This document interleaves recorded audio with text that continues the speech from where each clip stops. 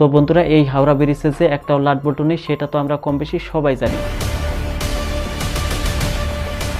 আপনারা কি জানেন এই ঐতিহাসিক ব্রিজ কে তৈরি করেছিল?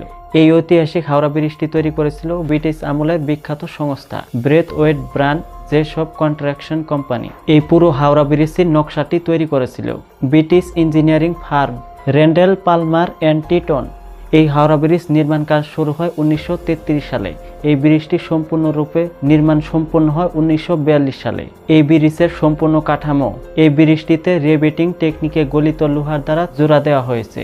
এই ব্রিজটি 1943 সালে জনসাধারণের জন্য পুরোপুরিভাবে খুলে দেওয়া হয়। প্রতিদিন লক্ষ লক্ষ মানুষ এবং কি গাড়ি এই হাওড়া ব্রিজের উপর দিয়ে পার হয়ে যায়। এই হাওড়া ব্রিজটি শুধুমাত্র সেতুই নয়, এটি হচ্ছে একটি পশ্চিমবঙ্গের গর্ব। তো বন্ধুরা, ভিডিওটি যদি ভালো লেগেছে লাইক করে দেবেন, ক্লিক চ্যানেলটি করে দেবেন সাবস্ক্রাইব। ভালো থাকবেন সবাই, দেখা হচ্ছে খুব শীঘ্রই।